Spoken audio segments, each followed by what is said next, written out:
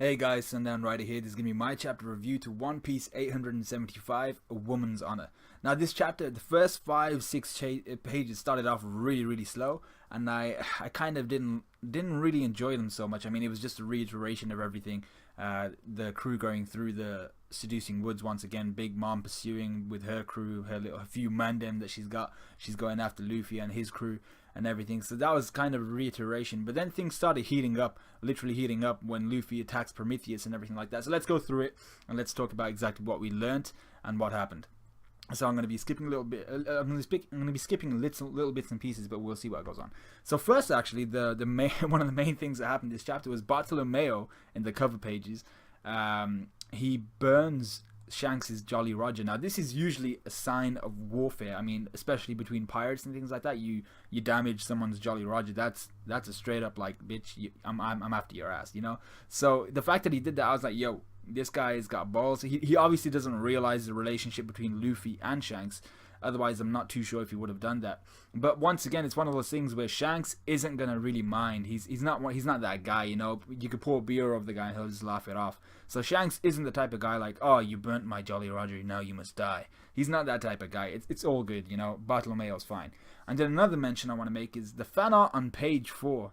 The fan art is really good. It's really well done. It's really I don't know who drew it or anything like that, but on Manga Stream page 4 of this One Piece chapter, really good fan art.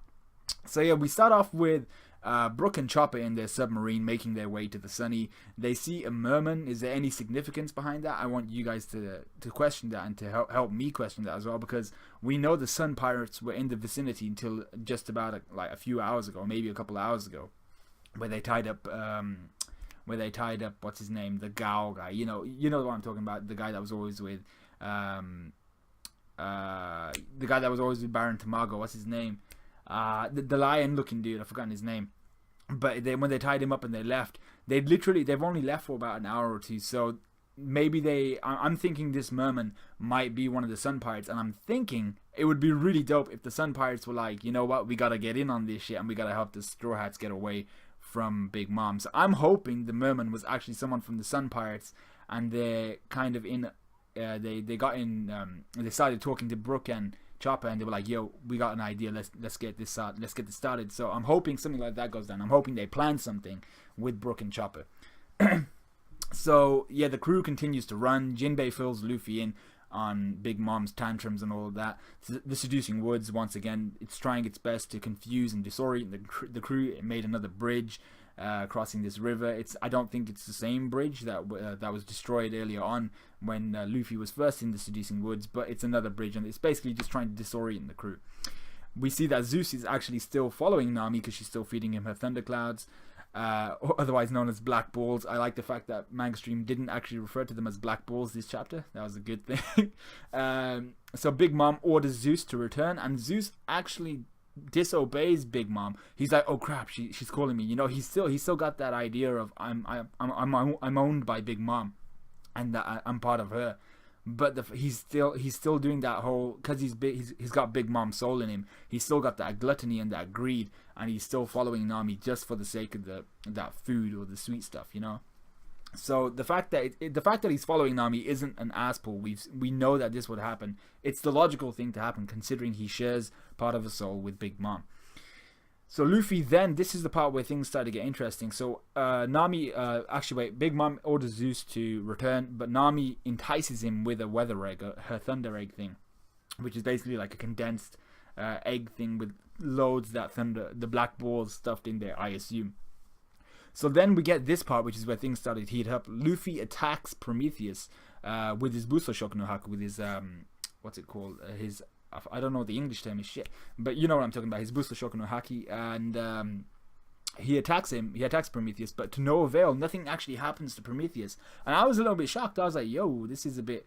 Because Luffy even mentions it, like, this guy's gonna be harder to deal with than a Logia. You know, I'm screwed. I can't attack this guy. So then Jinbei actually makes mention of why you can't really attack him. His actual quote is, he's just animated concentrated flame, or animate concentrated flame.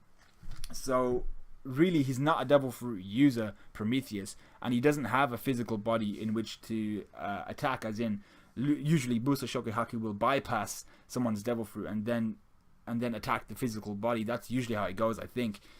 But there's no physical body to attack with Prometheus, and also Prometheus isn't a devil fruit user. He's the byproduct of a devil fruit user. So it would be like if something was set on fire by Ace or something, and then you attacked that flame. It's not part of Ace anymore. It's just fire. So you wouldn't really be attacking Ace.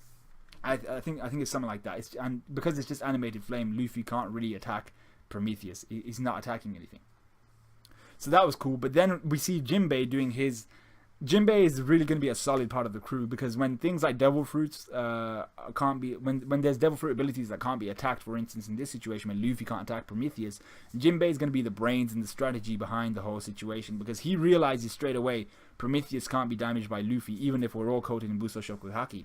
So Jinbei, they're right next to a river, he's like, yo, you know what, this is my time to shine. So he damages Prometheus with a spear wave, which is basically just concentrates the water in the river around his fist, and then he pulses it up towards Prometheus, and it hits Prometheus. And obviously, being a flame entity, it damages Prometheus. I doubt it was anything really serious, but the fact that he slowed him down was good. So then Big Mom's crew launches their own attack. Pedro and Carrot get distracted and they defend against the attack, but they stop running. So Jinbei grabs Pedro, tells Luffy to grab Carrot, and he's like, bitch, we gotta get going, don't slow down, just grab him and carry on running, run while we're defending. Which is, once again, I like how Jinbei is the brains behind the organization now. Luffy can be the powerhouse, Luffy can be the captain, like, this is what we're gonna do. But you need someone who's had the experience, who's been in these dire situations before, and he knows what to do, and the fact that Jinbei remains calm in these dire situations will really be an asset to Luffy and the crew, because he can direct them in situations like this. Like he's saying, defend whilst we're running, don't stop, So I like the fact that Jinbei is doing that while kicking some ass. He's the brains. So then we get a really cool situation. I really like this part of the chapter where Zeus eats Nami's thunder eggs. He just kind of latches onto her staff and he just munches up all the thunder eggs that Nami's got, and he becomes this basically super thundercloud, a super black cloud. Yeah. So he's huge now. He's towering above the forest, and he's just a huge black cloud.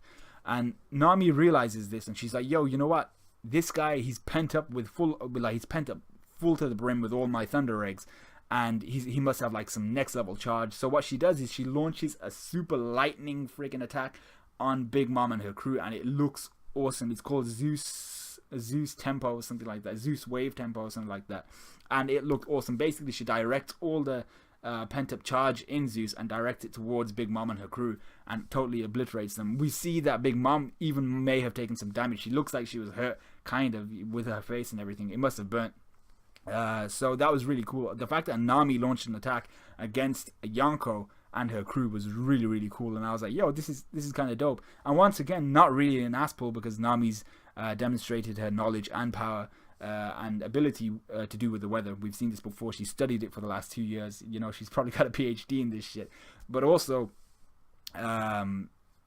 we've seen Nami manipulate the weather time and time again. So this isn't really anything new. And the fact that Zeus was overloaded with all this charge and these thunder eggs suggests that he wouldn't have been able to control it anyway. So Nami was able to then manipulate him, and he had no power over it. So I liked that, and I don't think it was an ass pull, and I don't really see how anyone could argue that. So that was awesome. But then we see Perospero and crew on the Sunny with Katakuri and all those, and he's like, yeah, Big Mom has finished off the Straw Hats. They saw that lightning attack. They were like, the only one that can control Zeus is Big Mom, so the Straw Hats must be dead right now.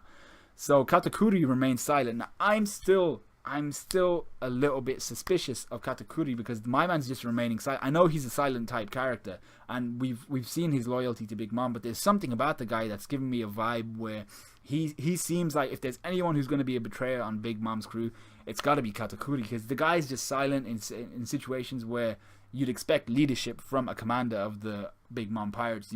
This is his time to shine. This is where he should be directing the crew. Perospero may be, I think, the first son. He might be older than Katakuri, but this is Katakuri's area of expertise. This is where he should be leading. So I'm still getting this vibe from Katakuri where he may not be on Big Mom's side, but that doesn't necessarily mean he's on the Straw Hat side. So he might still go after Luffy, but I don't think he likes his family all that much, and I don't think he's very loyal to the Big Mom pirates. I may just be spewing out my ass right now, but that's how it feels. Let me know if you guys agree. So then Perospero turns to Brook and Chopper, and he's like, you know what?